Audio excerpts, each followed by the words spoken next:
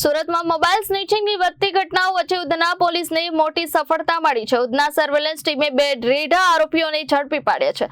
આરોપીઓ પાસેથી કુલ 5 mobile phone અને ચોરીમાં વપરાયેલ બર્ગમેન મોપેડ સહિત રૂપિયા 1,15,000નો મુદ્દામાલ જપ્ત કરવામાં આવ્યો છે।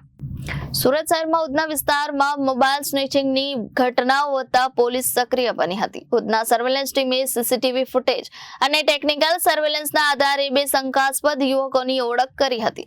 પોલીસે ઝડપી કાર્યવાહી કરી બંને આરોપીઓને દબોચી લીધા। પકડાયેલા આરોપીઓમાં વિકાસ રાજપુર ઉંમર વર્ષ 22 અને અરમાન પટેલ ઉંમર વર્ષ 21નો સમાવેશ થાય છે। આરોપીઓ પાસેથી કુલ 5 ચોરાયેલા મોબાઈલ ફોન અને ચોરીમાં વપરાયેલો બર્ગમેન મોપેડ મળી આવ્યું છે। જપ્ત કરાયેલા મુદ્દામાલની કુલ કિંમત અંદાજે 1,51,000 રૂપિયા જેટલી થાય છે। પોલીસ પૂછપરછ દરમિયાન આરોપીઓએ લિંબાયત, ગોડાદરા અને બેસુ વિસ્તારમાં મોબાઈલ લૂંટની ઘટનાઓને અંજામ આપ્યાની કબૂલાત કરી છે। આ ઉપરાંત આરોપી વિકાસ રાજભોજ અગાઉ લાલગેટ પોલીસ સ્ટેશન વિસ્તારમાં નોંધાયેલા ચોરીના ગુનામાં પણ સંડોવાયેલો હોવાની માહિતી સામે આવી છે। હાલ પોલીસ વધુ પૂછપરછ કરી રહી છે અને અન્ય ગુનાઓ ઉકેલાય તેવી શક્યતા વ્યક્ત કરવામાં આવી રહી છે।